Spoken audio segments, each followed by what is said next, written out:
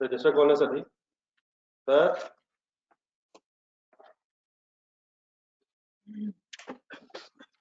आप लोगों से रिक्वेस्ट की थी क्वेश्चन नंबर 2 जरा रिवाइज करना। इसको मिला टाइम करना। किसी कैलकुलेशन में इशू सर?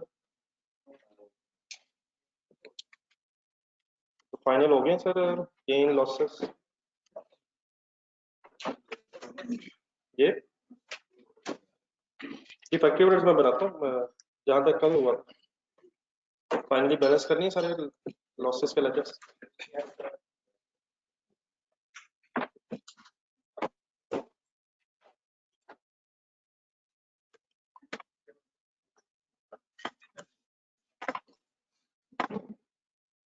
चलो फाइनल आंसर्स दिखा दूंगा। नॉर्मल लॉस का फाइनल आंसर क्या है?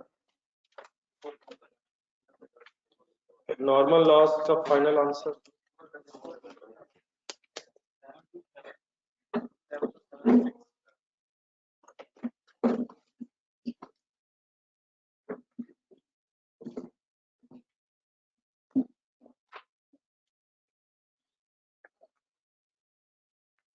क्या बैलेंसिंग फिगर बनती?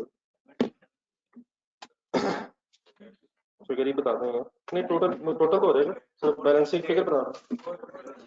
488 1 तो क्या है ये 488 1? ये फाइनली फिर नेट लॉस है। नॉर्मल लॉस का नेट लॉस है जो आपके ट्रेडिंग एक्सपेंसेस में जाएगा। अब नॉर्मल गेन में आ जाए।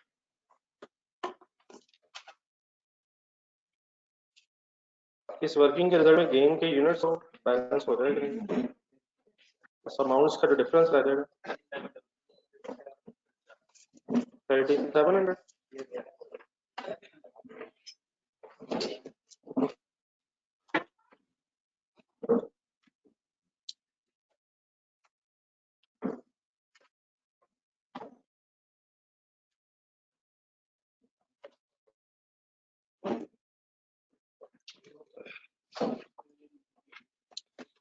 ये हमने सब ये फर्स्ट लाइन में से लिखा है कि केमिकल मैन्युफैक्चर होता है by passing through two processes X और वाई। केमिकल बनाया जाता है एक्स और वाई डिपार्टमेंट्स में पास करके। क्वेश्चन के पास लाइन लिखा। चलें सर इस तरह कीजिएगा पेज नंबर 71 थोड़ा ढूंढेंगे वो थोड़ा सा आगे रहिएगा। Page number 71 sir.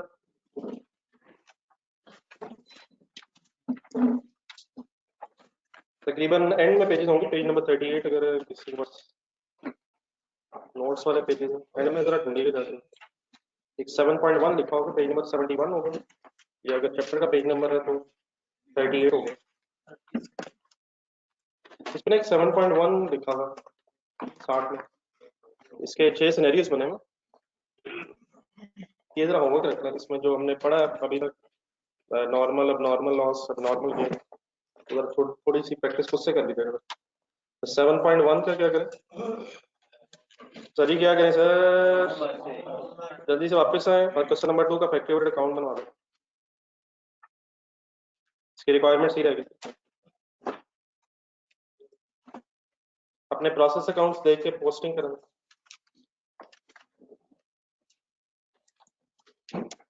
Process x Y जी में फैक्टरी रेट्स लिखे हुए की पोस्टिंग्स करें।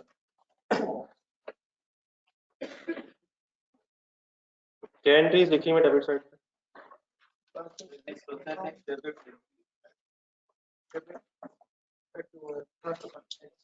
प्रोसेस एक्स वाई जी डेबिट प्रोसेस अकाउंट में किस तरफ आएंगे? प्रोसेस अकाउंट में किस तरफ है सर? फैक्टरी एवरेज में अमाउंट्स लिखवाइएगा। सर जाने दें सर 65,000 खुदा का नाम नहीं है। What's going on sir? मैंने कब कहा एक्चुअल सर? मैंने कब कहा actual? Work in process account में क्या मिल रहा है? वही मिल रहा है सर। कमाल है यार। प्रोसेस एक्स वाई जी से कितनी कितनी फिगर्स आ रही हैं सर? 36,000 की एंट्री बोले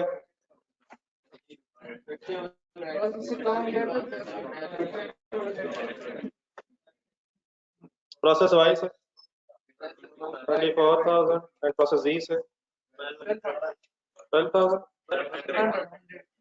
1200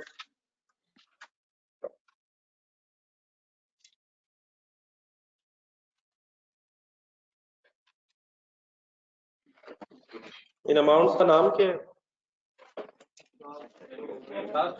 फैक्ट्री ओवरहेड एब्जॉर्ब नहीं, फैक्ट्री ओवरहेड जो एब्जॉर्ब हुए हमारे प्रोडक्शन में।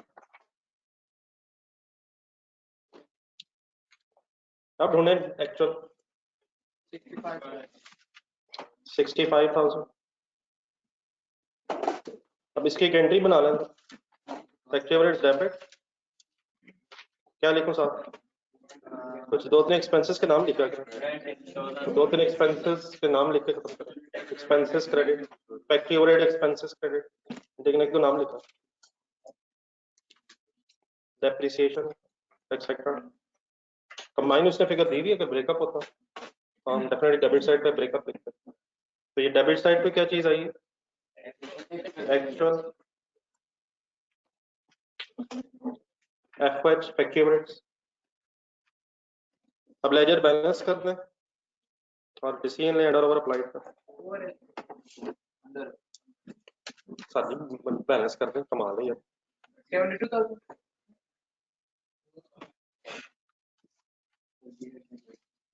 एक जीरो ज्यादा हो गया, अभी लिखता हूँ 65,000 डेबिट साइड पे। सही क्या हो गया? डेबिट बैलेंस लग रहा है।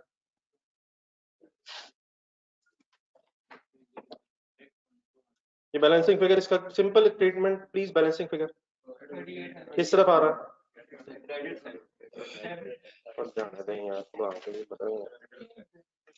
Debit side is another name of credit side. पानी मुकाना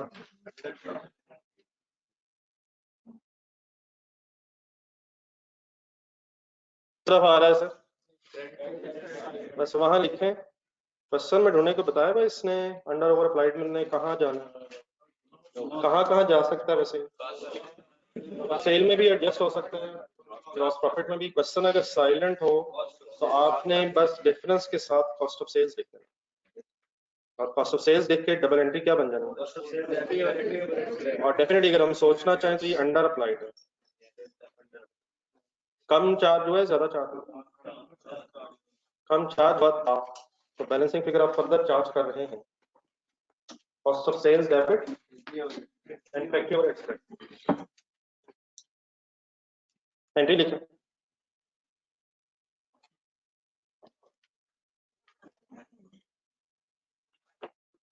तो फैक्ट्री ओवरहेड्स के इस लेजर में एक्चुअल किस तरफ है? एक्चुअल किस तरफ है? अप्लाइड किस तरफ है? कम अप्लाई हुआ ज्यादा हुआ? कैसे पता चला? तीनों क्रेडिट अमाउंट का सम करें।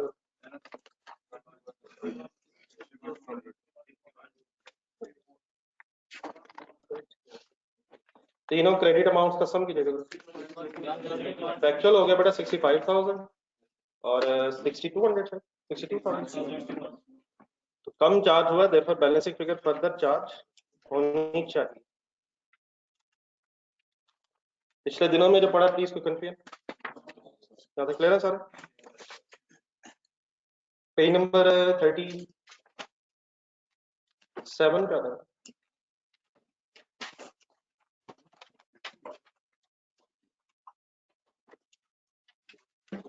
कांडी छोटी छोटी चीजें जरा मैं होमवर्क के तौर पे दूंगा साथ साथ, ये कांडी अपने करते रहना ताकि हम मेन चीजों पर जरा ध्यान दे सकें। इसमें बेटा क्वेश्चन नंबर 3 है, लेकिन क्वेश्चन नंबर 3 से पहले जरा एक और चीज वाले डिस्कस करना। अभी तक जो हमने क्वेश्चंस किए हैं उसमें हम ये अज्यूम कर रहे थे कि opening closing work in process मौजूद नहीं है, ना ब्रॉड डाउन है ना कैरी डाउन है। लेकिन क्या प्रैक्टिकली ओपनिंग क्लोजिंग वर्क इन प्रोसेसेस हो सकते हैं? तो आज हमारी डिस्कशन वर्क इन प्रोसेसेस की तरफ जा रही है, ओपनिंग क्लोजिंग ट्रायंगल्स। आपको एक हेडिंग मिलेगी पेज के नीचे एंड में जाकर, वर्क इन प्रोसेस 7.1 समथिंग, उसके नीचे लिखा होगा। काम अब जस्ट कंसंट्रेशन का, प्लीज गौर से सोचें, साथ से चलने की कोशिश करें।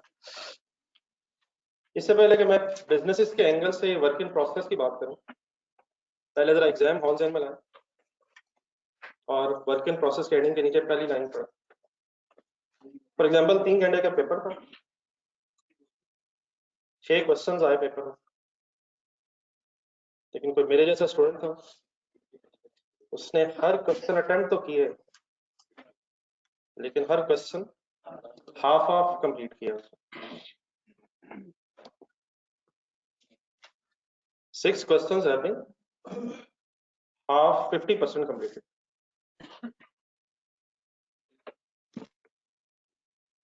समझ गए बात? कितने क्वेश्चन है? अब डेफिनेटली अनफॉर्चुनेटली पेपर के बाद जब बाहर इंसान आता है वो दोस्तों से भी कहता है, घर वालों से भी कहता है मेरे सारा हो गया, लेकिन आपके जहन में कितने कंप्लीटेड क्वेश्चन के नंबर लग रहे होंगे? क्या मैं कह सकता हूँ 50% completed questions are equal to 300% completed questions?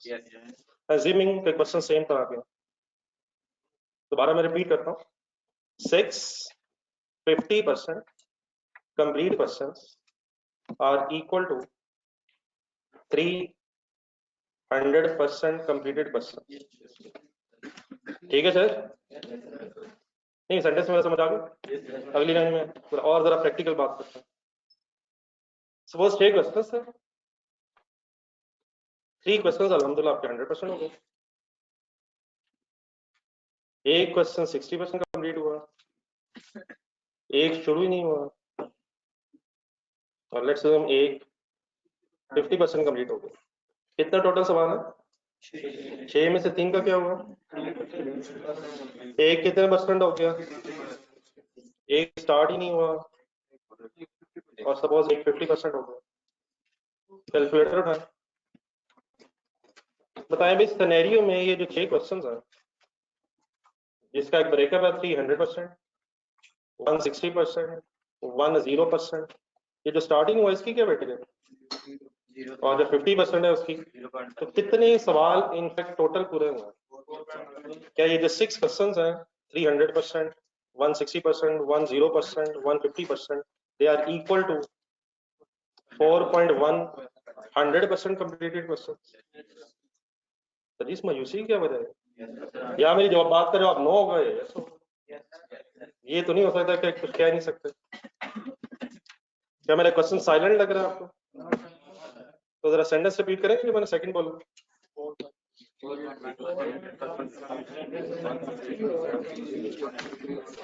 यकीन माने मैंने तो ये नहीं बोला, मैंने तो ये नहीं बोला, पता नहीं किसका सेंटेंस रिपीट करना चाह रहा।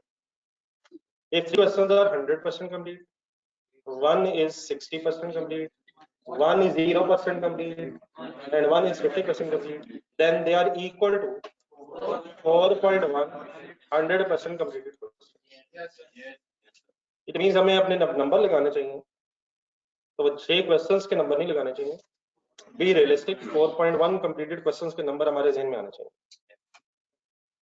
अब इसी को जरा बिजनेस से अप्लाई करते हैं, अगली लाइन में आते हैं। Sometimes all units started in a process during an accounting period are not fully completed in that accounting period. Units पे काम शुरू कर लिया लेकिन सारे units during the period complete ना हो सके, जो कंप्लीट नहीं हो सकेंगे वो क्या कहलाएंगे? Closing work in process. और वही closing work in process next accounting period में क्या कहलाएगा? Opening work in process. एक डाटा आपके सामने लिखा हुआ है, इसको लिखने की कोई जल्दी ना, मुझे ये जो 4 लाइन लिखी हुई है पेज के अंदर जरा एक लेजर फॉर्म में लिखवा।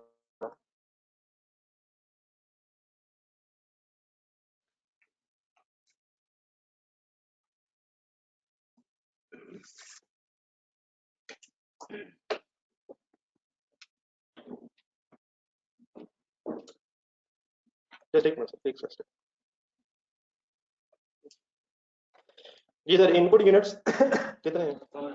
इनपुट यूनिट्स कहाँ लिखे? डेबिट साइड या क्रेडिट साइड? चलिए मैं ये जो डाटा लिखा है फर्दर एक्सप्लेन कर देता हूँ। सपोज हमने 1000 यूनिट्स मटेरियल के मंगवाए, ठीक है, इनपुट हो गए। आउटपुट यूनिट्स हो गए। Let's say make he process है, तो इसी प्रोसेस के एंड में फिनिश गुड्स बन जाती हैं। ठीक है जी, 800 units. Closing work in process के यूनिट्स कितने? अभी हमारी आज की डिस्कशन में फिलहाल ब्रॉड डाउन नहीं है, अभी हम पहले सिर्फ कैरी डाउन डिस्कस करेंगे, फिर इंशाल्लाह कैरी डाउन से ब्रॉड डाउन डिस्कस करेंगे। पीरियड के एंड पे कितने यूनिट्स हैं? 200, लेकिन उन 200 के साथ एक ब्रैकेट लिखी हुई है। What is the meaning of this 40% complete? क्या इन पे 40% काम हो चुका है? क्या इन पे 60% काम अभी रहता है? वो कब होगा? तो नेक्स्ट अकाउंटिंग पीरियड में। ये यूनिट्स हैं कितने? 200 यूनिट्स। अगर ये 200 यूनिट्स 40% कंप्लीट है, अगर ये 200 यूनिट्स 40% कंप्लीट है, तो क्या मैं कह सकता हूँ कैलकुलेटर उठाए? कैलकुलेटर उठाए। अगर ये 200 यूनिट्स 40% कंप्लीट है, तो क्या हम कह सकते हैं they are equal to 100% completed units? Please कैंडी ये सेंटेंस जरूर रिपीट कर दे, मैंने बोला 240% completed units are equal to 100% completed. इन 200 यूनिट्स के सामने अमाउंट जब कैलकुलेट करेंगे, तो क्या 200 यूनिट्स की 100% कॉस्ट आनी चाहिए, या 200 यूनिट्स की 40% कॉस्ट मींस 100% कंप्लीटेड यूनिट्स की कॉस्ट आनी चाहिए? इन 200 के सामने 100% कंप्लीटेड यूनिट्स की कॉस्ट आनी चाहिए, या 200 के सामने 200 यूनिट्स की 100% कॉस्ट आनी चाहिए? इनकी 100% कॉस्ट बनेगी कब? फिलहाल कितने परसेंट कॉस्ट इनके सामने आनी चाहिए? 40%, और 40% फिर नेक्स्ट ईयर ब्रॉड डाउन बनेगा सर? फिर 60% खर्चा और जमा होगा, फिर ये 100% कंप्लीटेड यूनिट्स बनेंगे और इनकी 100% कॉस्ट पूरी होगी। दोबारा जो डाटा पे देन इससे फिर cost incurred during the period बताई हुई है लास्ट लाइन में कितनी? अब ये जो 1 lakh incurred during the period है, इसी को हम ब्रेकअप की फॉर्म में डिस्कस करते रहते हैं। ये 1 लाख किस किस का सम होगा? Material labour cost incurred during the period. कौन कौन से खर्चे होते हैं? Material labour. तो मैं जरा इसी 1 लाख का जरा ब्रेकअप लिख देता हूँ। सपोज 50,000 मटेरियल था, आगे क्या होता है? फैक्ट्री पेरोल या डायरेक्ट लेबर लेट्स से 30,000 है, और फैक्ट्री ओवरहेड्स है 20,000। तो ये जो 1 लाख है मटेरियल लेबर ओवरहेड्स में मैंने ब्रेक कर रहा आपके सामने प्रेजेंट कर दिया। ठीक है क्या? अब आप इस तरह करें, रजिस्टर खोलो और ये ले जाकर इस तरह बना, इस तरह मैंने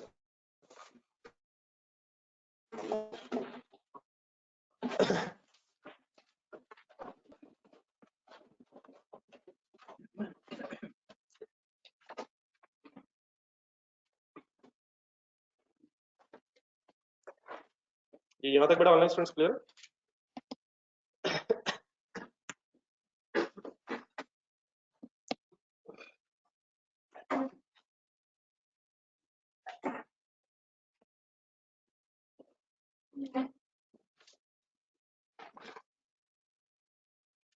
तो कैंडी यहाँ तक जरा नोट कर लो, और कैंडी नोट करके जरा बता दो।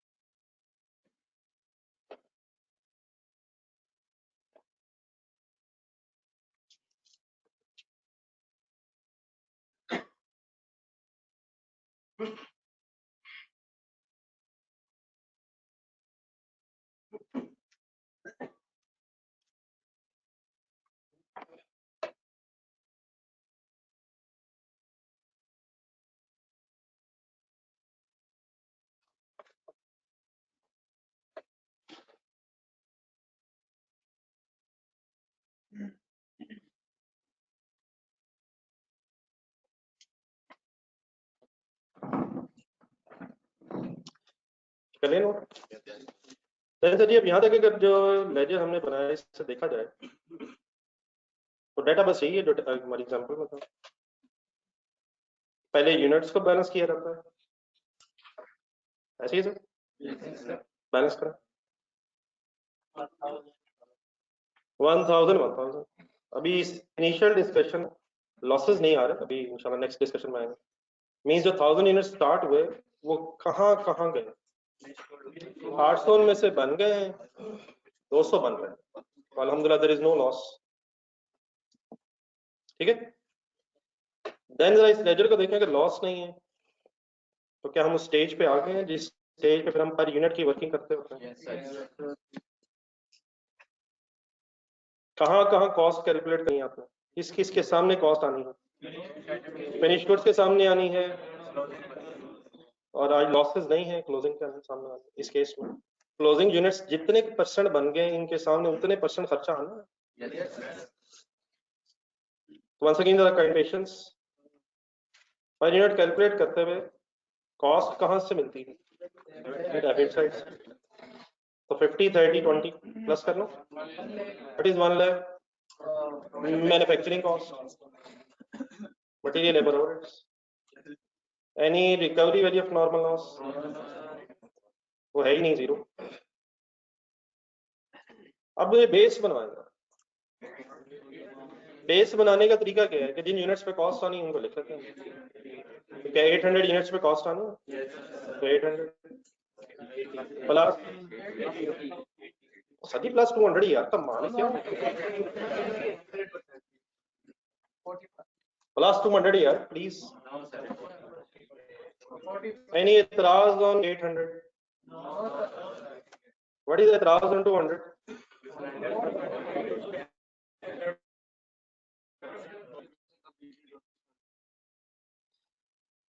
इसमें थोड़ा सा और लॉजिकली क्लियर करना है अपने आप को। डेबिट साइड देखा कितनी मैन्युफैक्चरिंग कॉस्ट इंकर हुई है, 1 लाख रुपीस।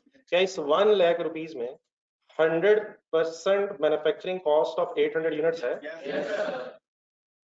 तो देयरफॉर इसकी बेस में 800 यूनिट्स तो पूरे होने चाहिए। लेकिन क्या इस 1 लाख रुपीस में 1 लाख रुपीस में फिलहाल 200 यूनिट्स की जस्ट 40% कॉस्ट है? तो देयरफॉर बेस में पूरे 200 यूनिट्स लिखना मुनासिब नहीं है। इसको कितने परसेंट लिखना चाहिए? तो ठीक है 80 आना है, लेकिन अगर आप इस तरह करके वर्किंग करेंगे तो जरा आपको याद दहानी रहेगी, रिवाइज करना आसानी रहेगी। ये क्या किया मैंने, 800 इंटू 100% है, उसको शायद लिखने की जरूरत नहीं है, लेकिन प्लस 200 मल्टीप्लाई 40% क्यों? क्या इस लाख रुपए में इन 200 यूनिट्स का बस 80% खर्चा है या 40% खर्चा है? Any confusion? Let's solve.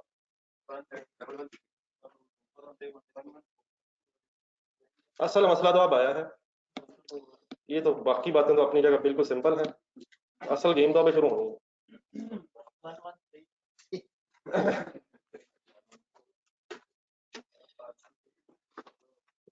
ये बड़ा इस डिवीजन में सब क्लियर है सर, और सारी डिवीजन में क्लियर है सर। रेट के बारे में सर जी फाइनल डिसीजन किसी जमाने में आप बचपन में मेरे साथ दे चुके हैं। रेट अगर आ रहा पॉइंट्स में तो उससे 2 डिजिट्स में लिख के राउंड अप करके अगली बहस न कीजिएगा। तो 113.64 पर यूनिट। अब इस राउंडिंग ऑफ की नजर काइंडली ना कर दीजिएगा। जब भी आंसर पॉइंट्स में आ रहा हो तो काइंडली क्या करना आपने, रेट का आंसर पॉइंट्स में आ रहा हो तो काइंडली 2 डिजिट्स में राउंड अप करने, और अगर रुपीस लिख रहे हो तो उसे अमाउंट्स में राउंड अप करना। जब ये पर यूनिट आ जाता है तो देन फिर नेक्स्ट स्टेप क्या करते होते हैं, देख लें यार, इस तरह तो ना करें। पर यूनिट का क्या करो, 800 से मल्टीप्लाई करूंगा तो फिनिश की कॉस्ट आ जाएगी, कर दे सॉल्व। अब फाइनल आंसर बताना कैंडी राउंड अप करके 90912 जो आ रहा है कैंडी बता रही हैं खुदा के लिए बस।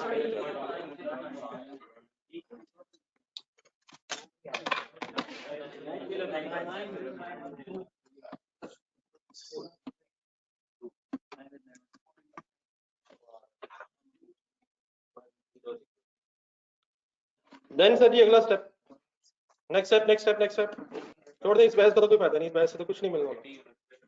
नेक्स्ट क्या करूं, 200 लिखूं या 80 यूनिट्स या 200 into 40% कर दूं, या क्या किया जा सकता है बोर्ड देखेंगे, 200 into 40% into 113.64, ठीक है, या डेफिनेटली सिंपली क्या किया जा सकता है, 80 into 113.64, 9091।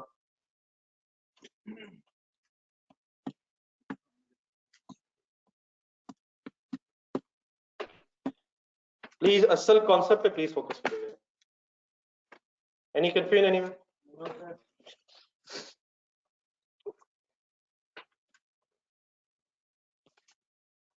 इन फिगर्स को प्लेस करें लेजर में, और सर जी खुदा के लिए बराबर है यार रुपए, तो काउंटिंग खत्म कर देते हैं, 3 रुपए ढूंढते हैं।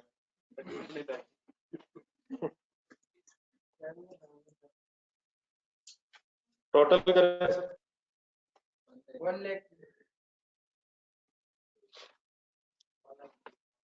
अपने क्वेश्चन नंबर 1 और क्वेश्चन नंबर 2 जरा ढूंढें।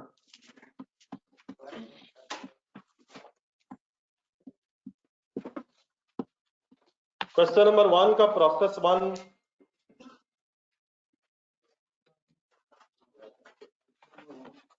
जब भी sir ji rate round off हो जाया करेंगे ना एग्जैक्टली, तो क्वेश्चन नंबर 1 में प्रोसेस 1 2 में, क्वेश्चन नंबर 2 में प्रोसेस XYZ में जब भी रेट 100% राउंड ऑफ हो जाया करेगा तो देन तो राउंडिंग ऑफ की वजह से कोई डिफरेंस नहीं आया करेगा, लेकिन अगर रेट राउंड ऑफ थोड़ा सा हो जाएगा तो राउंडिंग ऑफ की वजह से इममटीरियल डिफरेंसेस हम इग्नोर करके असल बहस की तरफ चल पड़ेंगे। अभी तक जितने हमने क्वेश्चंस किए उनमें क्या हो रहा था कि रेट क्योंकि एग्जैक्टली राउंड ऑफ हो रहा था, कोई देख रहा प्लीज, 0.6 0.5 25 20 30 कल आ रहे थे, तो रेट अगर 100% राउंड ऑफ होंगे तो इंशाल्लाह कोई रुपए का भी फर्क नहीं आएगा, लेकिन अगर रेट हम राउंड ऑफ करेंगे तो इममटीरियल डिफरेंसेस को हम इग्नोर करके फौरन अगले पेज पे चले जाए। यहाँ तक कंप्लीट है सबका?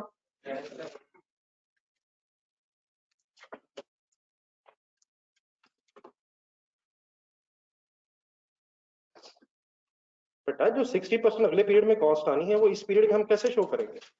प्लीज इस तरह के क्वेश्चंस प्लीज सोचें काइंडली खुद, जो 60% कॉस्ट अगले पीरियड में आनी है वो इस पीरियड में कैसे शो कर सकते हैं, वो कब शो करेंगे? इस पीरियड में हम कितने परसेंट कॉस्ट शो कर सकते हैं, जितने परसेंट इनकर हुई है, बाकी कब प्रेजेंट करेंगे? जब नेक्स्ट पीरियड में हो, तो इस पीरियड में कितना परसेंट खर्चा हुआ? 40%, तो वो हमने कंसिडर कर लिया। 60% कब लेंगे? क्या इसकी सीडी ने नेक्स्ट पीरियड में ब्रॉट डाउन बनना, और सभी बनना है सर? किसने क्या बनना है नेक्स्ट पीरियड में? सीडी ने नेक्स्ट पीरियड में ब्रॉट डाउन बनना है, और अपने साथ कितना खर्चा लेके जाना है? 40% खर्चा लेके जाना है, फिर और कितना खर्चा इस पे होना चाहिए, फिर इंशाल्लाह इसमें फिनिश कोर्स कंप्लीट हो जाना। तो जब वो 60% खर्चा होगा तब उसे कंसिडर करेंगे। ओके प्लीज, ये नहीं इधर कंफ्यूज।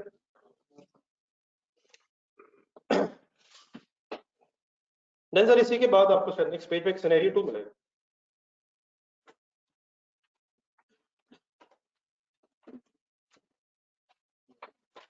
आपके सामने एक प्रोसेस अकाउंट बना होगा, साथ लिखा होगा इनकम्प्लीट, इसे हमने कंप्लीट करना है, लेकिन जो लिखा पहले से पढ़ लेना।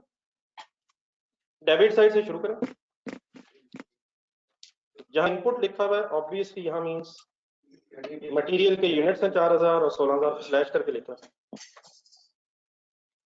ब्रॉट डाउन अभी वंस अगेन हमारी डिस्कशन में नहीं, अब ये जो सिनेरियो 2 है it is nothing to do with the previous scenario, वो बात अपनी जगह खत्म हो गई। हम एक नई चीज पहले शुरू कर रहे हैं जिसमें जरा लॉसेस भी आ जाए। फिर उसके बाद बड़ा डायरेक्ट लेबर लिखा नजर आ रहा है डेबिट साइड पे, आपको फैक्ट्री ओवरहेड्स लिखे नजर आ रहे हैं, उनकी अमाउंट्स हैं क्रेडिट साइड पे हैं।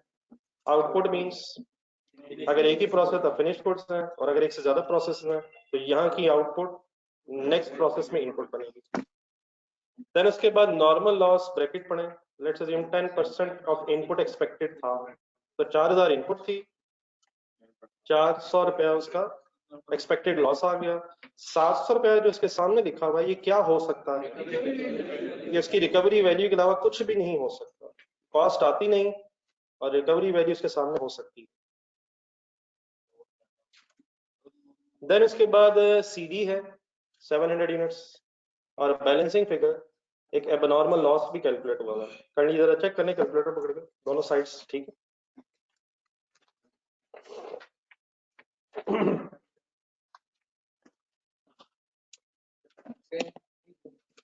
नहीं मतलब बैलेंसिंग फिगर्स वाला देखे ना, यूनिट सही। 700 सबको क्लियर है सर? 700 के है। अब आपको क्रेडिट साइड पे अमाउंट्स रुपीस के कॉलम में 3 क्वेश्चन मार्क्स नजर आ रहे हैं। क्या जहां जहां क्वेश्चन मार्क्स है वहां वहां अमाउंट होती है? देन इसी क्वेश्चन का, इसी एग्जांपल का एक पार्ट नीचे भी चल रहा है, लिखा हुआ है closing work in process is completed as follows. ये जो क्लोजिंग वर्क इन प्रोसेस के 700 यूनिट्स है उससे रिलेटेड एक सेंटेंस लिखा हुआ है। 3 चीजें लिखी हुई हैं। मटेरियल लग चुका है, कंसंट्रेट कीजिएगा जरा फुल। अगर मटेरियल 100% लग चुका है तो ये वर्क इन प्रोसेस क्यों है?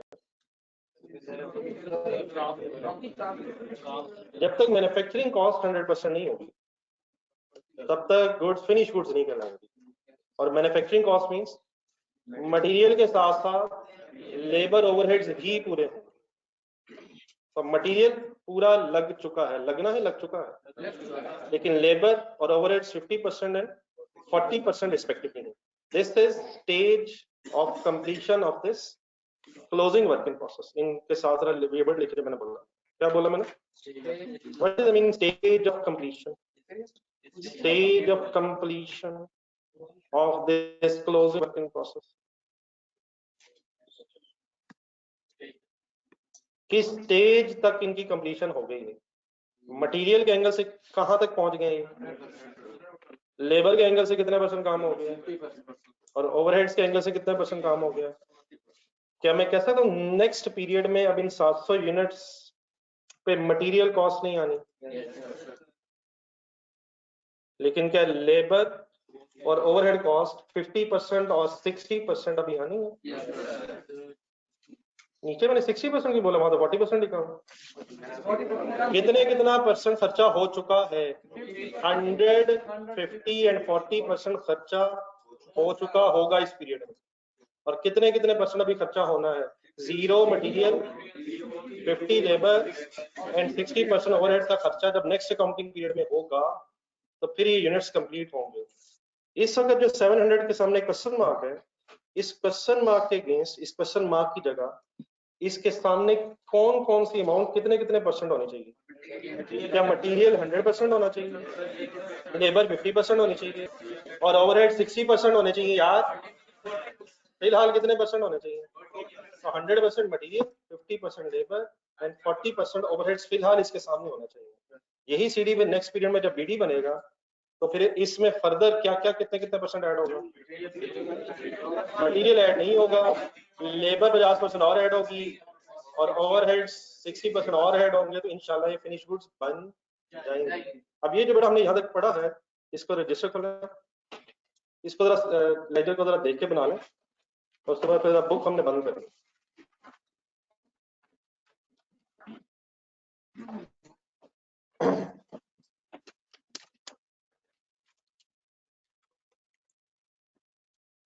एज इट इज लेजर इस तरह है।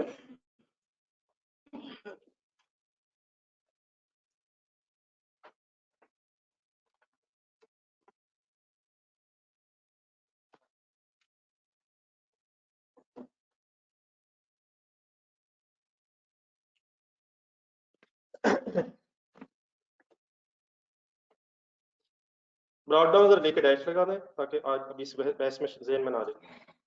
इनपुट की जगह मटेरियल लिख लें, 4000 units, 16,000 rupees, direct labour 8125,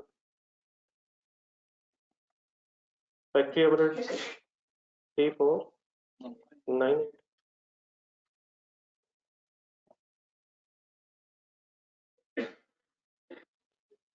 output या finish goods 2750, normal loss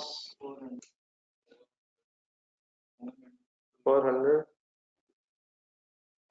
closing work in process 700, abnormal loss 150 और नॉर्मल लॉस के सामने उसकी रिकवरी वैल्यू यूनिट्स का सम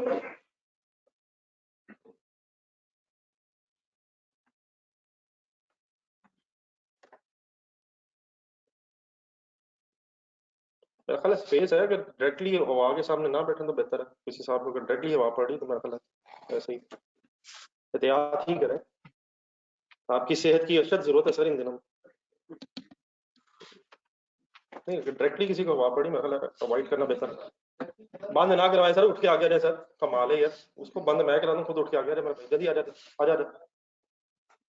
और हाफ स्लीव से मेरा ख्याल वो बातें नहीं रही जो एफसी में थी। With the passage of time depreciation बढ़ती जा रही है हमारी, खासतौर पर बाइक्स पे हजरात आ रहे हैं, जरा एहतियात किया गया। आ जा रहा कुछ नहीं।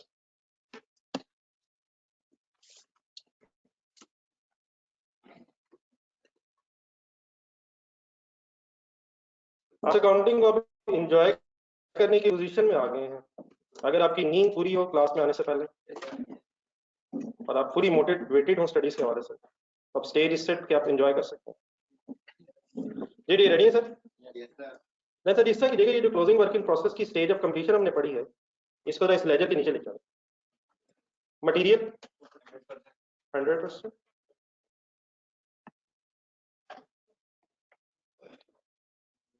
Labour 50% and factory overheads 40%.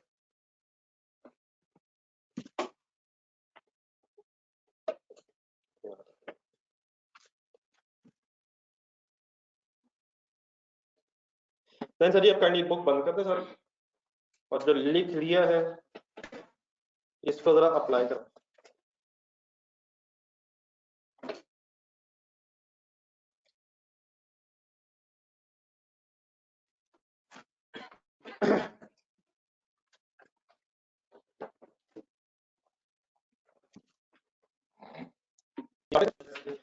अब लिखने की सारी जल्दी ना करिएगा, आपने कैसे लिखना है, क्या क्या लिखना है, वो सब मैं साथ साथ बताऊंगा और अपने सीक्वेंस में लिखते रहना। पहले एक करवाना है, सबसे पहले ये लेजर देखें गौर से। क्या ये लेजर उस स्टेज पे पहुंच गया जिस स्टेज पे पर यूनिट की वर्किंग होती है? ये कॉस्ट एलोकेशन किस साइड पे लेजर में होती है?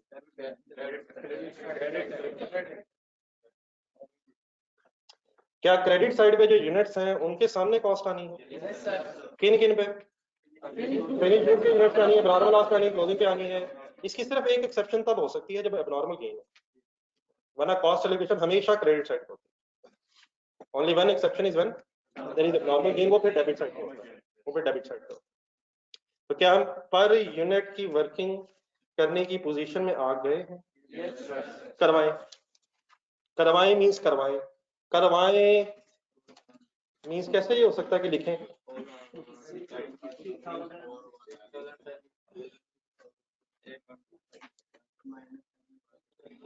ये अमाउंट्स कहां से उठाई जाती हैं? 16,000 मैंने उठाया प्लस 8125 प्लस 3498। यहां तक अगर फिगर्स लिख लें तो इन फिगर्स को सम करके नाम क्या बन जाएगा? 3498 मैन्युफैक्चरिंग कॉस्ट है। जैसा भी है सर, एक मिनट जी, ठीक है, जो भी आंसर है मैन्युफैक्चरिंग कॉस्ट हम आ गई अपने अगर कैलकुलेटर पे लिया। अब क्या करें? -7 बेस, ठीक है जी, अमाउंट बेस बनवा फुल कंसंट्रेट करना 2750। क्या इस खर्चे में 2750 यूनिट्स की सारी कॉस्ट शामिल है? प्लस 150, क्या है 150 प्लस 700 प्लस 700 इंटू, हंस नहीं सकते सर, भाई खुद सोचेगा उसने क्या कहा है, उसने बोल दिया है, सोचेगा बाद में। नहीं जिसने भी कहा मुझे पता, लेकिन वो सोच लेगा ना, आप भाई हंस पड़े, मिशन हो ना सर, हम हंस नहीं सकते, अफोर्ड नहीं कर सकते, इंशाल्लाह बाद में मिलजुल के हंसेंगे, एंड में याद रहेगा इंशाल्लाह हंस के चले जाएंगे, इस लम्हे हंस नहीं सकते। 700 का प्रॉब्लम क्या है सर? मेरा तो गलत, 700 बस बात खत्म, 700 बस खत्म, पूरे 700 लिखा हो तो प्रॉब्लम बताए ना, प्रॉब्लम बता, क्या करूं फिर, क्या करूं? पता है आपको, पिछले क्वेश्चन में आपने करवाया, क्या करूं? इनटू क्या करूं? इनटू 50%, 50% या 100%? मटेरियल के एंगल से तो 100% ही है, प्लस 700 इंटू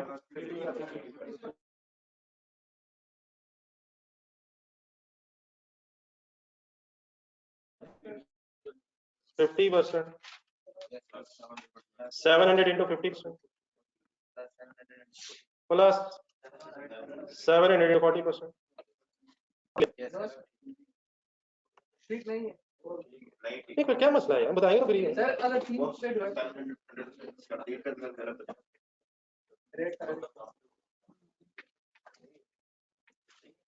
सोचना लाउड है, यकीन माना, एक मिनट सर, या माउस के तक ओके, अब माउस की इन्फ्लुएंस नहीं है, दोबारा शुरू कर, बेस दोबारा बनाते हैं। 2750 पे कोई क्रॉस, ओके?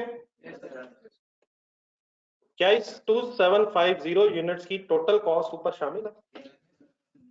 आगे 150, 150 के 150 पे कोई क्रॉस, कोई एतराज, प्लस 700 और बस बात खत्म। अभी इशू बताए ना, कंडीशन बताएंगे तो बात समझ आएगी। अगर मैं आपसे ये कहूँगी, भाई ने सही बात की है, आप भी शायद ये कहना चाह रहा, अगर मैं ये कहूँ कि 16,000 के नीचे 700 बिल्कुल ठीक है, ये 16,000 के मटेरियल के एंगल से 2750 भी 100% ठीक है, मटेरियल के एंगल से 150 रुपया भी, 150 यूनिट्स भी ठीक है, और 16,000 की बेस के एंगल से 700 बिल्कुल ठीक है। तो ये बात यहाँ तक सबको क्लियर है, मटेरियल के एंगल से तो 100%। तो अब क्या करूं? अब 8125 के नीचे 2750 ठीक है, सारी 2750 ठीक है सर, 150 ठीक है सर, और 700 इंटू 100% भी ठीक है, 700 इंटू 100% भी ठीक है, और 700 इंटू 50% भी ठीक है, ठीक है। अब प्रॉब्लम क्या होगी? प्रॉब्लम तो अभी भी है, 16,000 के नीचे 2750 ठीक है, 150 ठीक है, और 700 इंटू 100% तक ठीक है।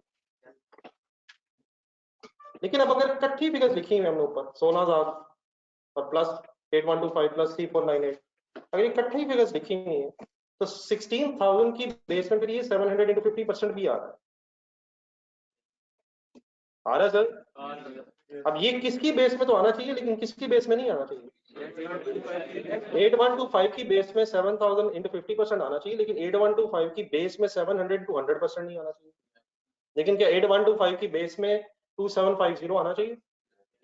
सर ये आना चाहिए सर, जमा 150 आना चाहिए, क्या नहीं आना चाहिए? 700 इंटू 100% नहीं आना चाहिए, और लेकिन 700 इंटू 50% आना चाहिए। इसी तरह लास्ट फिगर 3498, उसके बारे में अलग-अलग सोच रहे हैं, क्या 2750 आना चाहिए बेस में, क्या 150 आना चाहिए, लेकिन अगली दोनों चीजें नहीं आनी चाहिए, और उसकी जगह क्या आना चाहिए? 700 इंटू 40% आना चाहिए। तो प्रॉब्लम इस वक्त क्या बन रहा है कि शायद हम अब इकट्ठा पर यूनिट रेट नहीं निकाल पाएंगे, बिकॉज कॉस्ट कंपोनेंट्स की बेस डिफरेंट है। ये कॉस्ट कंपोनेंट एक वर्ड मैंने बहुत ज्यादा बोलना है, इससे क्या समझ आया आपको? मैन्युफैक्चरिंग कॉस्ट के 3 कॉस्ट कंपोनेंट्स हैं। कौन कौन से? Material, labour and factory units. तो क्या मटेरियल की बेस डिफरेंट है? मटेरियल कॉस्ट की बेस डिफरेंट है, लेबर कॉस्ट की बेस डिफरेंट है, और ओवरहेड कॉस्ट की बेस डिफरेंट है। तो अभी तक ये प्रॉब्लम पहले क्यों नहीं आता रहा? हम एक नजर देख लेते हैं, क्वेश्चन नंबर 1 देखते हैं। क्वेश्चन नंबर 1 का आंसर निकाल लेते हैं।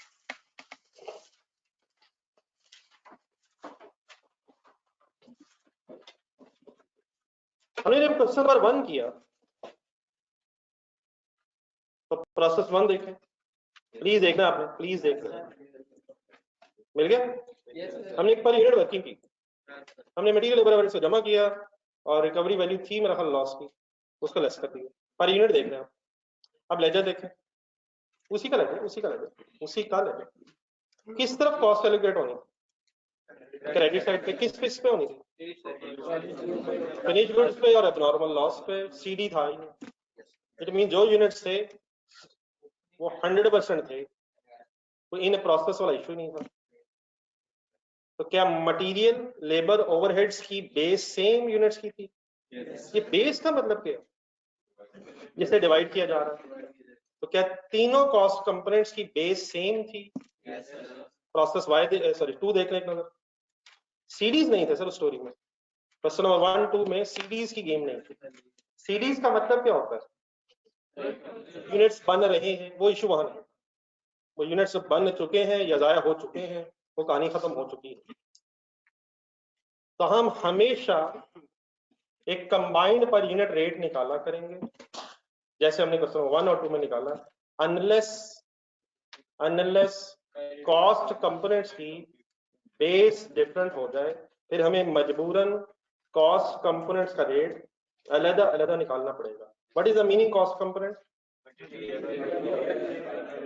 अब आपने करना बेटा ये है कि जिस तरह ये मैंने किया है इस तरह लिखना है, और देन क्या आप एग्री करते हैं कि ऐसे हो नहीं सकता है?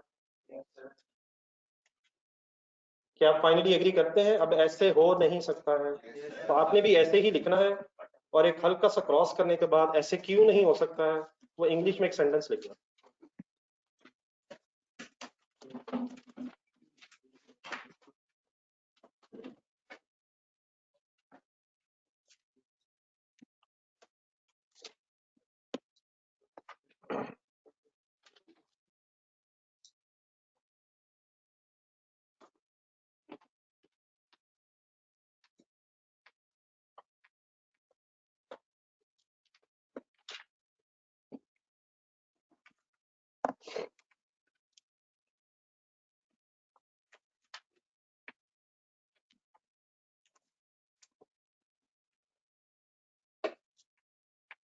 बोर्ड से देख के लिख लें।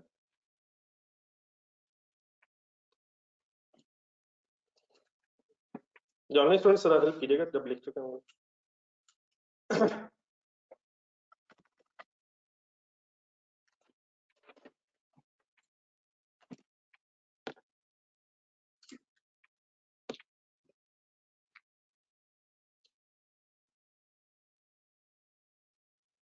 सेंटेंस लिखा sir, we can not calculate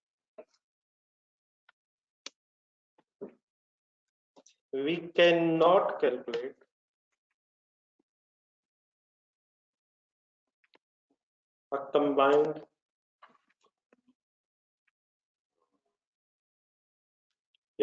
we cannot calculate combined manufacturing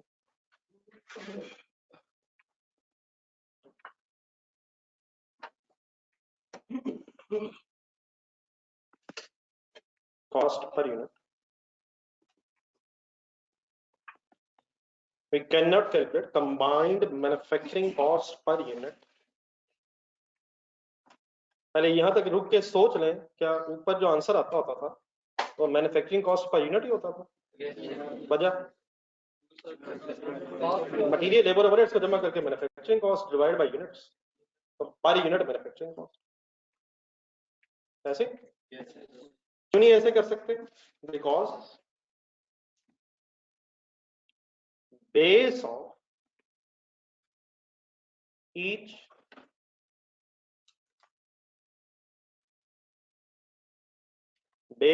each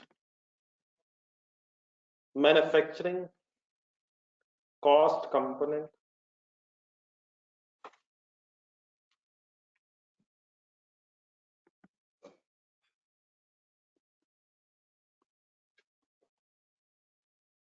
base of each manufacturing cost component.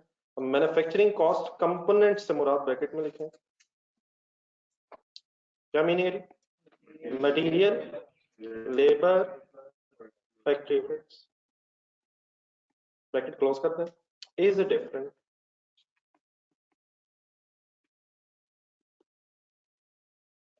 we cannot calculate combined manufacturing cost per unit because base of each cost component, which means material labor overheads, is different. क्या यही issue था?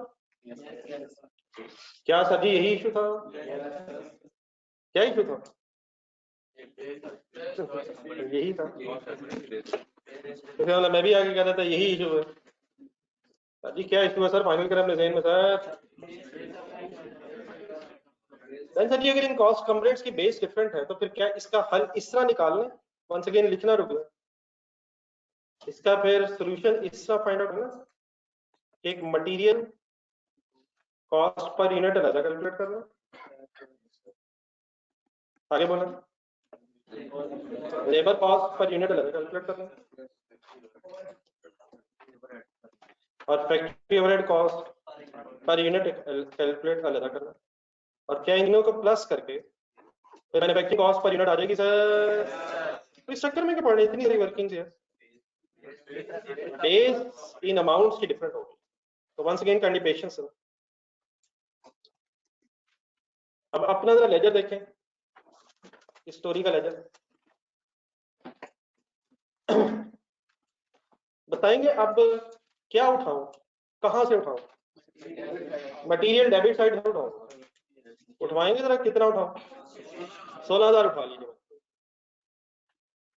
Labour उठवाएं 8125 3498। ये please बात okay, अलहदा अलहदा उठा रहा हूं, अलहदा अलहदा उठा लिया। सोच रहे हैं तसल्ली सोचो सर, किताब बंद है सर, किताब बंद होती है क्या? ये लेजर हमारे रजिस्टर में नहीं है तो लेजर वहां से देखना है। कमाल है, किताब कैसे खुल चुकी है इस वक्त?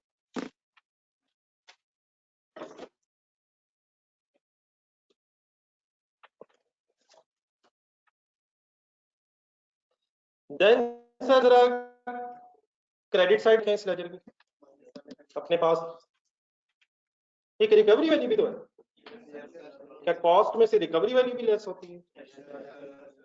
तो क्या रिकवरी वैल्यू भी लेस होती है? तो ऐसे कर देता हूं,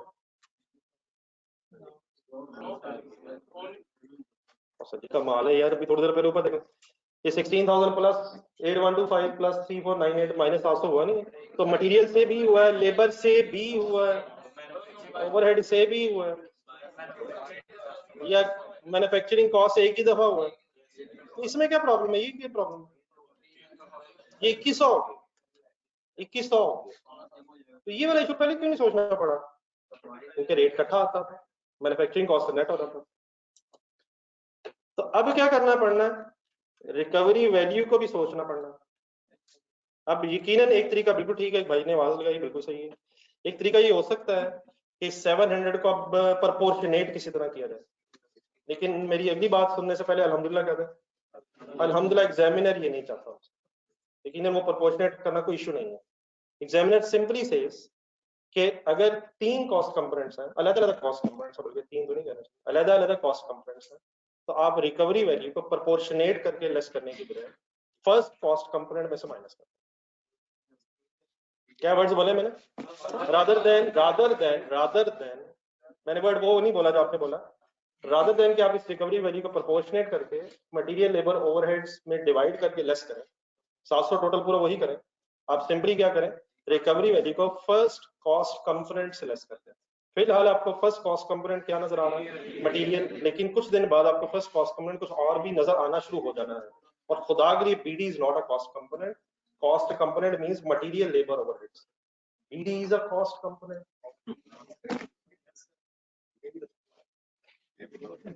ये जो मैंने बोला है यहां तक लिखें और फिर एक सेंटेंस और लिखें। कॉस्ट कंपोनेंट मींस क्या है? Material labour overheads. लेकिन क्या इन कॉस्ट कंपोनेंट से पहले भी कोई कॉस्ट कंपोनेंट हो सकता है? ये मेरे लिए छोड़ दें 2-3 दिन बाद। यहां तक आप लिखते हैं, फिर मैंने ये जो बोला अभी फर्स्ट कॉस्ट कंपोनेंट, ये आपने लिखना एक सेंटेंस। अब नीचे हमें बेस चाहिए, इसकी थोड़ी एक लाइन होनी चाहिए, एक लाइन छोड़ के लिखे।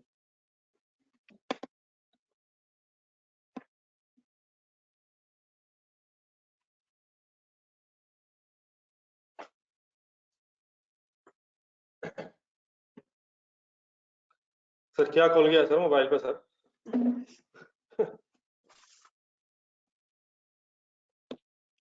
इतने दिनों बाद आप तशरीफ फरमा हुए हैं और आप मोबाइल के साथ यार। यकीनन आप पढ़ रहे होंगे घर से, मतलब अंडरस्टूड सी बात। मुझे नजर नहीं ना है पढ़ते, कसूर मेरा ही। कवर्ड है वैसे, पढ़ते रहे साहब। पिछला कवर किया हुआ? नहीं कवर हो गया वो पिछला नहीं।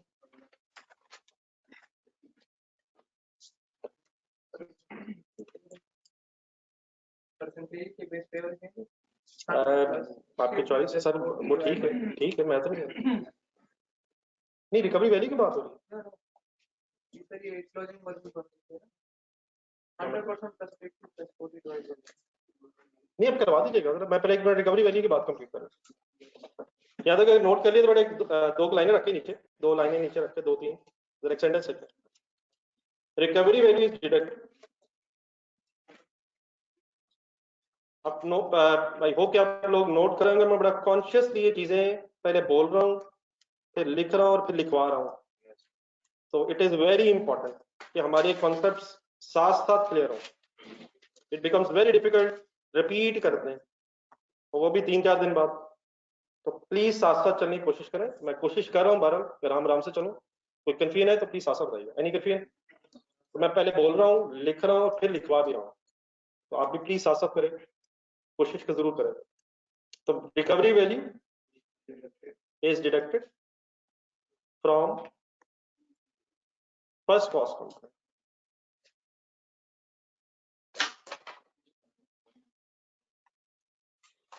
Please, what is the meaning cost component? Directed value which is generally material. Which is generally material. और बाकी जो इसमें एक चीज छुपी हुई है वो इंशाल्लाह 2 दिन बाद सामने आ जाएगी।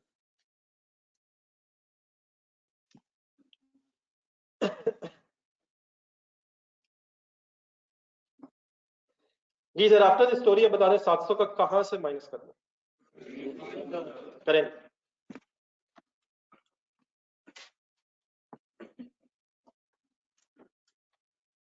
ऑनलाइन स्टूडेंट्स क्लियर है जी आप?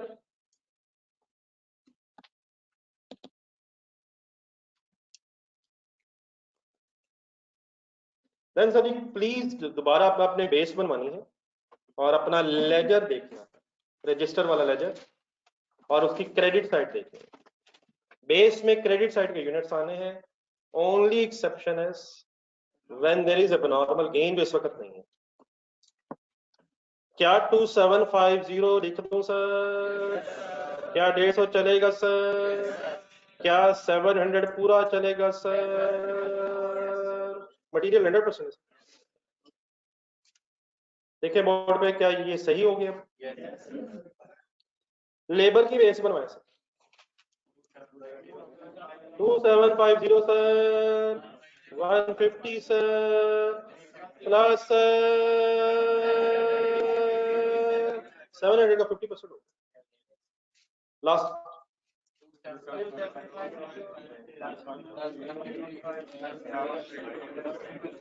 Any confusion? नोट करें, और पर यूनिट अगर पॉइंट्स में आए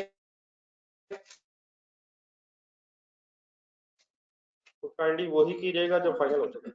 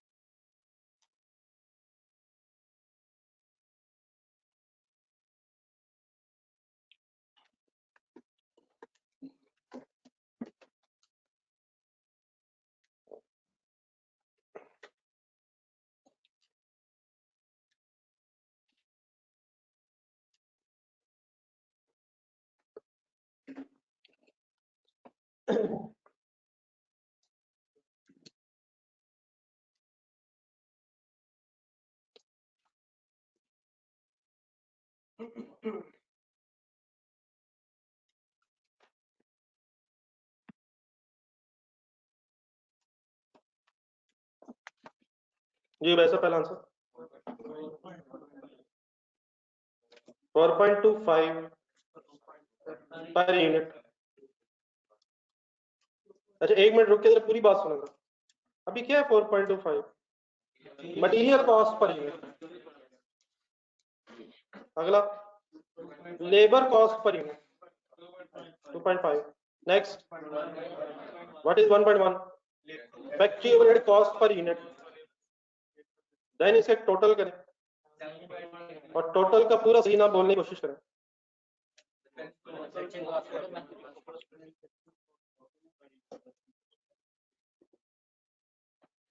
$7.85 What is 7.85 manufacturing cost per unit? So why we have to calculate separate rates rather than कि हम combined rate निकाल लेते, क्योंकि cost components की base सेम नहीं थी।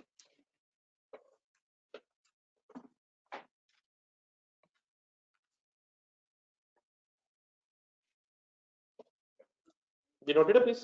Yes, sir. So you confirm? The online students?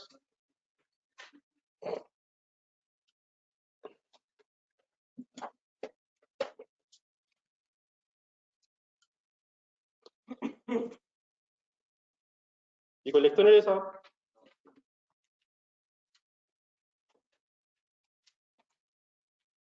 The online students please लिख चुके हैं सर?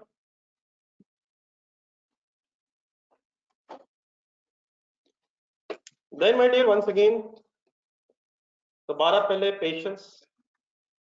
जब पर यूनिट आ जाता है, जब पर यूनिट आ जाता है तो फिर लास्ट स्टेप क्या होता है? फिर कॉस्ट एलोकेशन होती है। फिनिश गुड्स पे अमाउंट अब कितनी बनती है, अब नॉर्मल लॉस की कितनी बनती है, वर्क इन प्रोसेस की कितनी बनती है। अब ये आखिरी काम रहेगा पर यूनिट के बाद फिर कॉस्ट एलोकेशन। तो अब पेशेंस काइंडली किस किस किस पे कॉस्ट एलोकेशन होगी?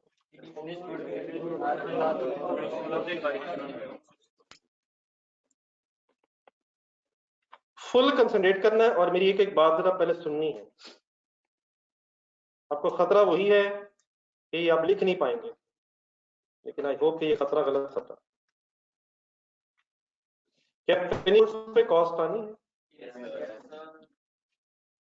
अब इसका बड़ा कॉस्ट एलोकेशन करने का तरीका फाइनली कुछ इस तरह से हुआ होगा कि आपके सामने पर यूनिट आ रहा है। क्या 2750 यूनिट्स है फिनिश गुड्स के? सबका पता 2750? वो तीनों कॉस्ट कंपोनेंट्स की बेस में एज इट इज है। तो क्या वो मटेरियल के एंगल से 100% पूरे हैं, लेबर के एंगल से 100% पूरे हैं, ओवरहेड के एंगल से 100% पूरे हैं? तो यकीन ये हो सकता है कि मैं 275 यूनिट्स को पहले 4.25 से मल्टीप्लाई करूं।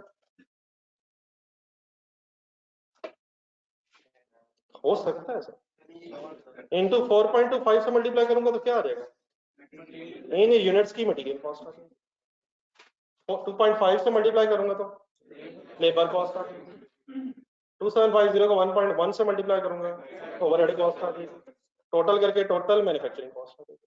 लेकिन क्या ये भी कर सकता हूं कि 2750 यूनिट्स क्योंकि हर कॉस्ट कंपोनेंट के एंगल से कंप्लीटेड है, 100% हो रहे हैं, तो टाइम सेव करने के लिए 2750 को मल्टीप्लाइड बाय 7.85 भी कर सकता हूं। What is 7.85? लेकिन क्या वो भी कर सकता हूं? वो क्या जरा बोल दे रेट्स। वो लेकिन वो और वो अलग करने की बजाय 7.85 क्यों कर सकता हूँ? Because these units are 100% complete with every cost with respect to every cost. Answer बताओ। 2158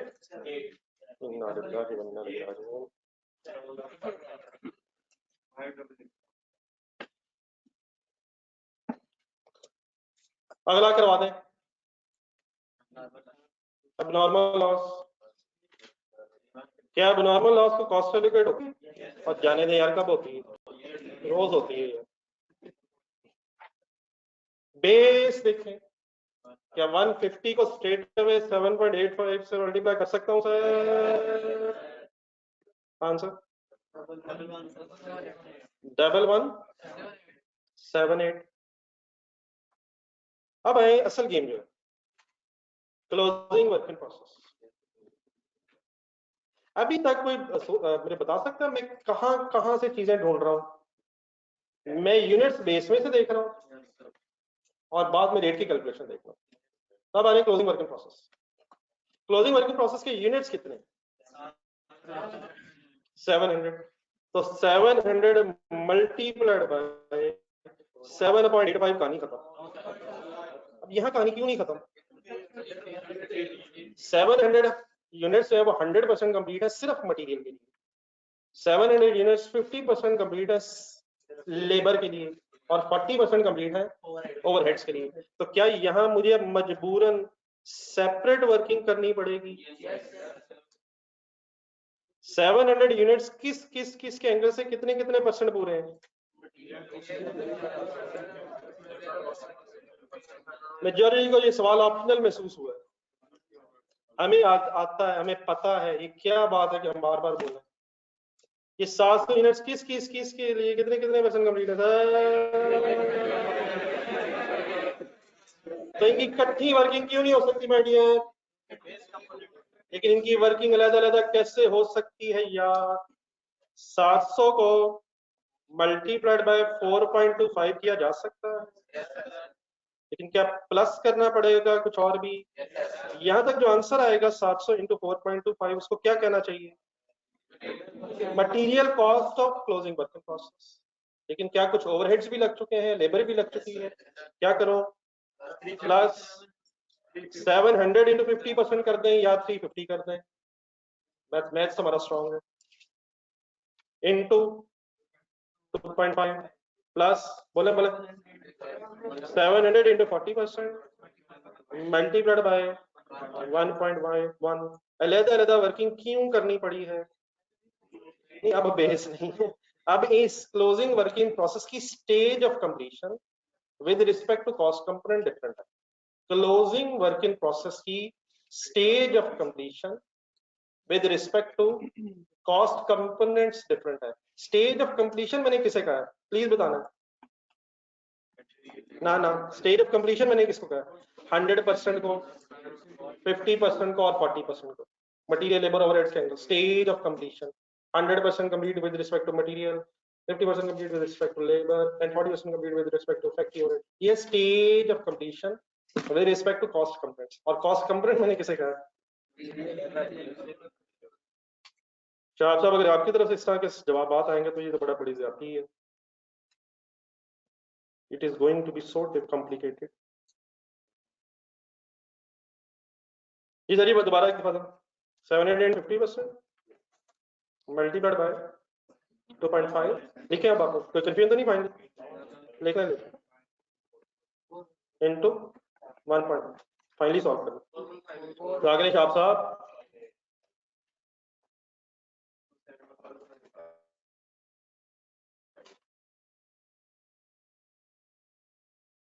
अब आप लोग माशाल्लाह तेज ही इतने हैं कि आपके लेवल की कोई बात होनी चाहिए। तो ये भी आपके लेवल के नजदीक से भी नहीं गुजरा।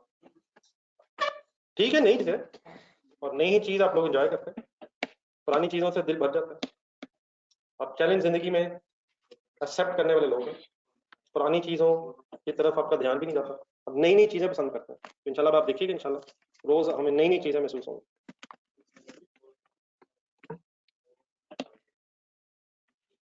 जी सर।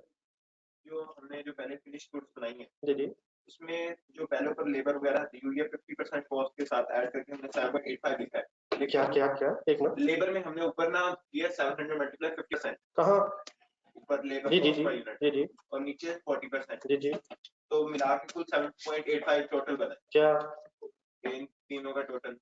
ये क्या किया? तो ये बात ये थी, ये जो हमने मजाक किया इसको हम जरा दोबारा कंसिडर कर लेते हैं। ये क्या किया हमने? 700 इंटू 100% मतलब ये है कि ये 700 यूनिट्स मटेरियल के एंगल से 100% है। देन हमने 700 इंटू 50% अगर किया तो ये आंसर है 350, विच मींस 700 यूनिट्स अगर 50% कंप्लीट है लेबर के एंगल से, तो they are equal to 350 100% completed units. And factory average में जब 700 इंटू 40% हमने किया तो 700 into 40% is equal to 280 100% completed units with respect to factory overheads. अब जो हमने अभी आपने इकट्ठा किए ये हो नहीं सकता। पिछला सवाल देखें, आपके दिन में वो शर्त है, वहां हमें 40% कंप्लीटेड बताया हुआ था। वी हैव अज्यूम्ड कि मटेरियल लेबर ओवरहेड्स के एंगल से 40% कंप्लीटेड है, लेकिन यहाँ stage of completion with respect to cost component different है, इसीलिए हमें अलग वर्किंग करनी पड़ी। वो हम कर ही नहीं सकते। वो जो आपने निकाला वो क्या है? वो कुछ भी नहीं निकला। उसकी बेस पे पूरा 700 आना चाहिए, उसकी बेस में 350 आना चाहिए, उसकी बेस पे 20 आना चाहिए। तो इकट्ठा करके अगर हम इसे लिखेंगे तो आर्गुमेंट लिखें 700 जमा 350 जमा 280, ये तो यूनिट्स ही 12-13 हो गए। तो ये 12-1300 यूनिट्स तो नहीं ना बन गए, ये अलग बेस में आएंगे।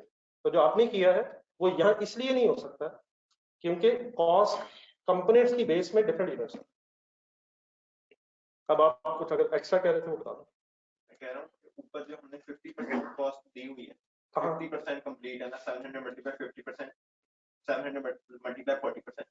तो हमने जब 100% फिनिश गुड्स बना लिए हैं तो उधर 50% ना करें यार, कमाल, ये क्या मजाक है? ये भी हो सकता है। अब अपना लेजर देखो, एक मिनट यार, अब अपना लेजर देखो, मुझे ये बताएं लेजर में फिनिश गुड्स के यूनिट्स कितने? तो 700 बीच में कहां से आ गए? अब आप 2750 देखें तो क्या 2750 are 100% complete with every respect? वो पूरे आ रहे 200, 2750 2750 2750, 150 कितने आ रहे हैं? पूरे आ रहे हैं। 700 है क्या? फिनिश गुड्स हैं या वर्क इन प्रोसेस के यूनिट्स हैं यार? तो वर्क इन प्रोसेस के यूनिट्स मटेरियल के एंगल से 100% है, लेबर के एंगल से 50% है, ओवरहेड्स के एंगल से 40%। प्लीज 700 यूनिट्स तो फिनिश गुड्स के हैं ही नहीं। अगर 700 यूनिट्स फिनिश गुड्स के होते तो ये 100, 50 और 40 कैसे हो सकता है? फिनिश गुड्स किसे कहते हैं? जो 100% पूरी है। वर्क इन प्रोसेस किसे कहते हैं?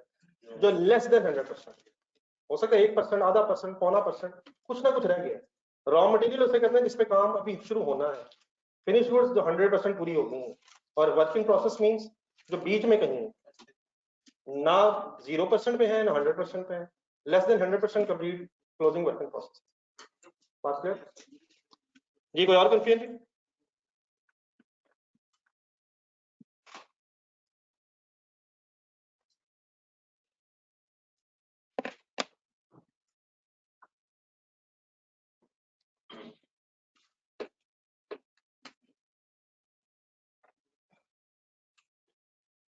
ये 2.5 जो पर यूनिट आई है वो 100% कंप्लीटेड यूनिट्स की आई है, और हमने जो बेस में लिखा वो 700 इंटू 50% मींस 350 यूनिट्स की कॉस्ट उसमें शामिल है।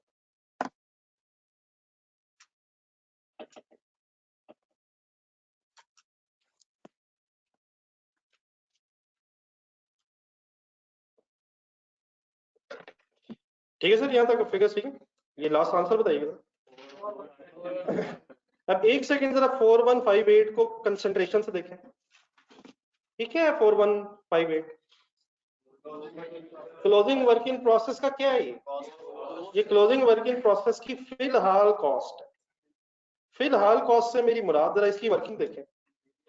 क्या इसमें मटेरियल से रिलेटेड 100% कॉस्ट शामिल है, लेबर से रिलेटेड और ओवरहेड से रिलेटेड? तो अगर मैं इस 4158 को उठाऊं, एक मिनट, और 700 यूनिट्स के सामने लिख दूं, तो ये लॉजिकली बात ठीक है क्या? 700 units are 100% complete with respect to material, 50 and 40% respectively complete for labour and overheads, बाकी फिगर्स प्लेस करो।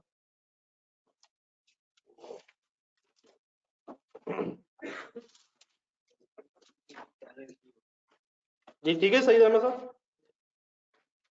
ये फिनिश गुड्स के सामने कितनी अमाउंट आएगी? 21588 21588 और 150 यूनिट्स के सामने क्या आएगी? 1178। ये ठीक है बेटा, सही है साहब। देन टोटल का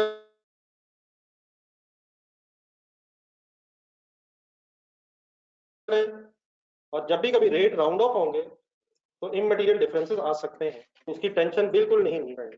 ये तो बताइए, मेरे ख्याल में नहीं आ रहा। 27623 आएगा इधर, उधर हो आएगा।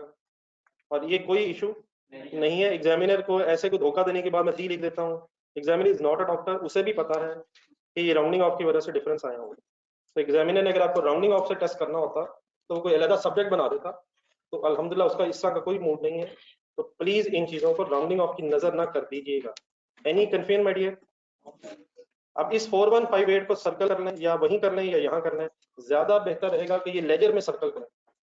और इस तरह करें, आपके पेज के स्टार्ट में जगह होगी, वो जो 2 ऊपर लाइनें लगी होती हैं उससे भी जगह है। इसको एरो बनाए, इसके साथ एक एरो बनाए और इसके साथ एक ऊपर जाके सेंटेंस लिखें। And please these are most important sentences, इनमें हमने फंस जाना है अगर हमने यहाँ कंसंट्रेट ना किया। This amount includes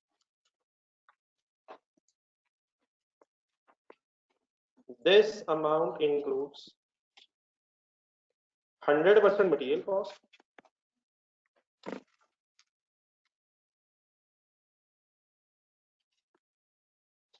100% material cost,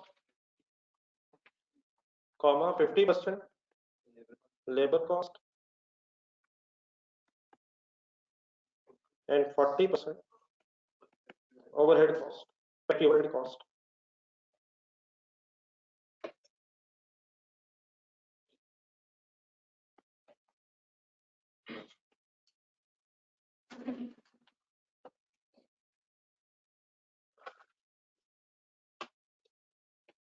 क्या इसी प्रोसेस अकाउंट में ये 700 यूनिट्स और 4158 रुपीज, 700 यूनिट्स और 4158 रुपीज नेक्स्ट अकाउंटिंग पीरियड में ब्रॉट डाउन बने?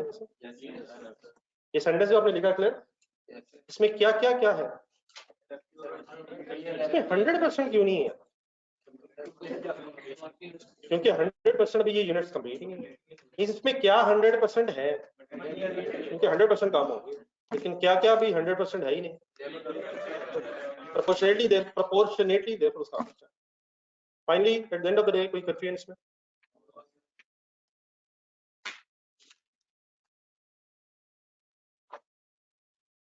देन सर जहां पे आप पहुंचे हैं वहीं पे जरा नेक्स्ट लाइन में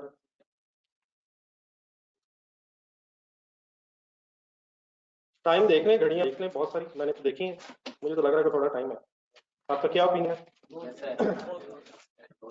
क्या टाइम हमारी तरफ है? आ जाए सर।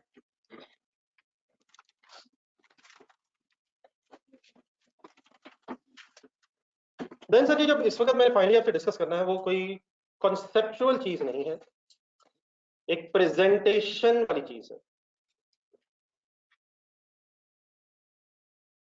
क्या मतलब मेरी इस बात का? बोर्ड पे देखें, ये अल्हम्दुलिल्लाह लिखा है, इसमें कोई इशू नहीं है। लेकिन एग्जामिनर ये जो बेस हम बना रहे हैं, इस बेस को एक टेबल फॉर्म में आपसे बनवाना चाहता है। मैं क्या करने लगा हूं, ये जो बेस बनाई है हमने, ये लॉजिकली बिल्कुल ठीक है, इसमें कोई अल्हम्दुलिल्लाह इशू नहीं है। लेकिन एग्जामिनर चाहता है कि ये बेस एक टेबल फॉर्म में बच्चे बनाया करें, जरा प्रेजेंटेबल है। मीन तो से अगर हम देखें तो नीचे प्लस प्लस परसेंटेजेस लगी हुई हैं, गलत वाली बात तो नहीं है, लेकिन जरा साफ सुथरी प्रेजेंटेशन आपसे रिक्वायर्ड है। तो ये जो मैंने वर्ड्स बोले हैं, आप इन्हीं वर्ड्स को इंग्लिश में लिखें। मैं चाहता क्या, we are just trying to solve now problem of presentation of units.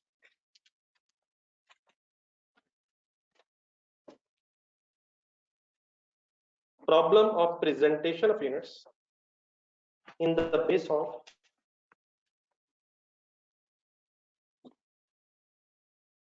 cost components.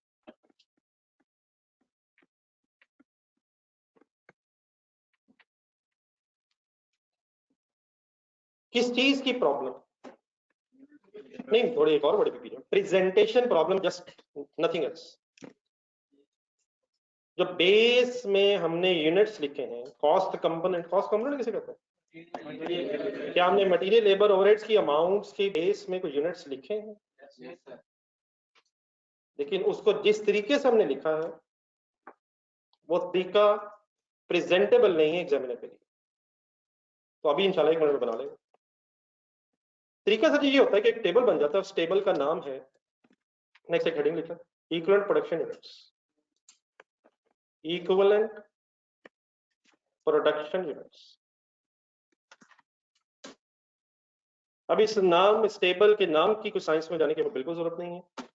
ये टेबल प्रोडक्शन यूनिट्स का बनता कैसे है वो हमसे वो रिकॉर्ड। टेबल का नाम सिर्फ क्या है? Production units, equivalent production units. Equivalent word इसलिए है कि कुछ लेस देन 100% भी होता है, तो वो कितने परसेंट कंप्लीट है, कितने इक्वल यूनिट्स कंप्लीट है, तो यहाँ से वर्ड निकला हुआ। लेकिन इस वर्ड की किसी साइंस में जाने की हरगिज़ जरूरत नहीं है। आप लोगों से रिक्वेस्ट है, जो आपने थोड़ी देर पहले पर यूनिट वर्किंग की है वो जरा कैंडी सामने रखना है, और इस टेबल को बनाने की कोई ख्वाहिश का इजहार ना कीजिएगा। कौन सी वर्किंग कह रहा हूँ?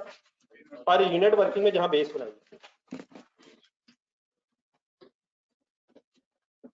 करना सर जी सिंपली ये होता है, आपके सामने क्या इस वक्त पर यूनिट की वर्किंग, और बाकी फिर बोर्ड पे जो मैं बोल रहा हूँ सासों के, जरा बोर्ड पे देखते जाए। करना बेटा हिस्सा है कि आपके जितने कॉस्ट कंपोनेंट्स होंगे जिनकी बेस डिफरेंट है, उतने आप कॉलम बना लें। इस टेबल में कितने कॉलम होंगे? जितने कॉस्ट कंपोनेंट्स की बेस डिफरेंट है।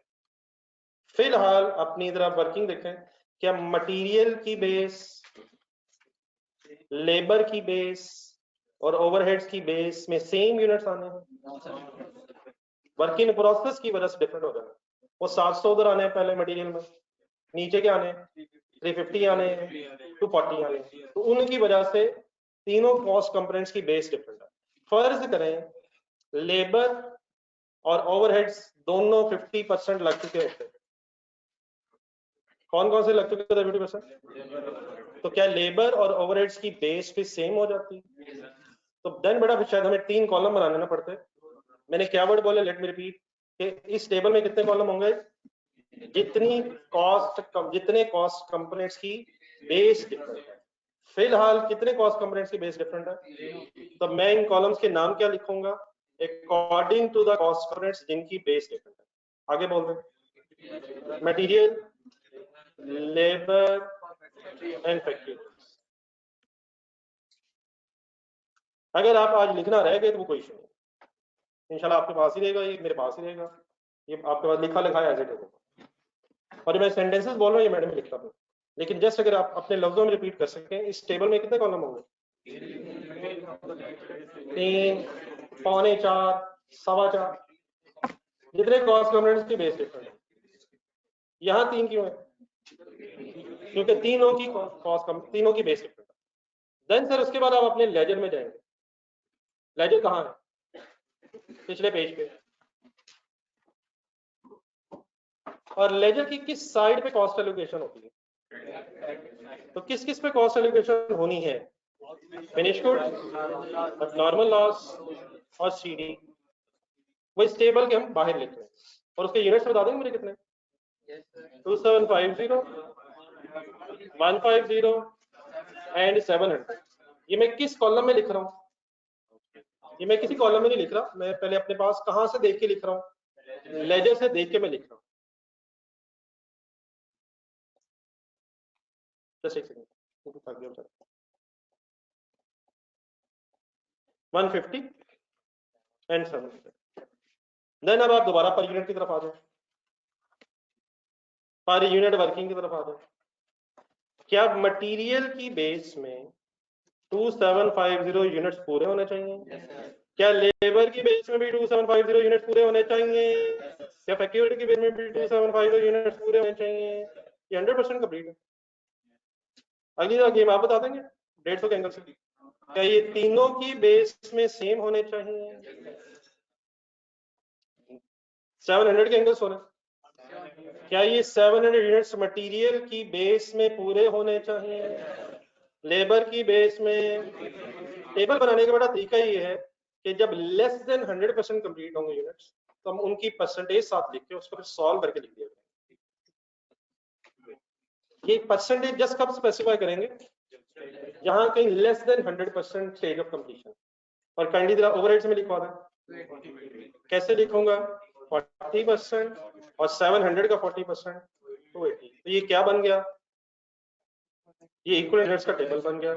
आखिरी स्टेप क्या किया करें? कैलकुलेटर उठाना, बस उठते उठते उठाना। मटेरियल के एंगल से कितने यूनिट्स कंप्लीट हैं? 36 एंड लेबर के एंगल से 3250 एंड ओवरहेड्स के एंगल से 318। क्या मैंने उसी बेस को टेबुलर फॉर्म में लिखा है? कंफ्यूजन के साथ नहीं लेके जानी है, चाहे मैं 1 मिनट एक्स्ट्रा लग जाए, कैलकुलेटर पे 0 दबा दें। मटेरियल की अमाउंट बताएं, मटेरियल की अमाउंट कितनी? अमाउंट 16000 माइनस 700 कर दें। नहीं मुझे आंसर नहीं बताना। 16000 माइनस 700 ये मटेरियल की नेट अमाउंट आ गई।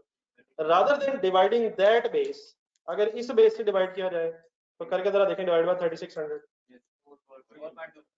तो क्या ये वही आंसर ही होना चाहिए? सिर्फ मैंने क्या किया है, इसको टेबुलर फॉर्म में कन्वर्ट कर दिया है। बेस को टेबुलर फॉर्म में अगर कन्वर्ट कर दें तो इस टेबल का नाम क्या हो जाएगा? Equivalent production units. आप इस तरह कीजिएगा, कल ही इसको बनाइएगा। अब आपके पास बनाने का टाइम खत्म हो गया है। क्या समझ के जा रहे हैं सर आप? जज़ाकल्लाह सर। एक 7.1 जरा याद रखना है। इंशाल्लाह कल मुलाकात होगी। ये टेबल अगर मैंने ना बनाया तो आपको कैसे नींद आएगी? इंशाल्लाह आ जाएगी। सो के देखें आप।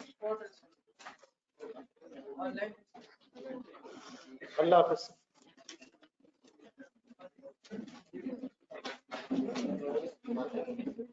ये R1 वाले जो हजरात हैं वो 9:30 याद रखें कल क्या डिसाइड हुआ था। अल्लाह हाफिज़। और वापसी पे अपनी आंसर शीट्स मुझे देनी है। नीचे 203 या 5 देखिए। इरमान साहब कौन सा 203 या 5? कोई फाइनल कर 203 कर 203 में चलो। सवाल मुश्किल है, जितना हो सके करना है।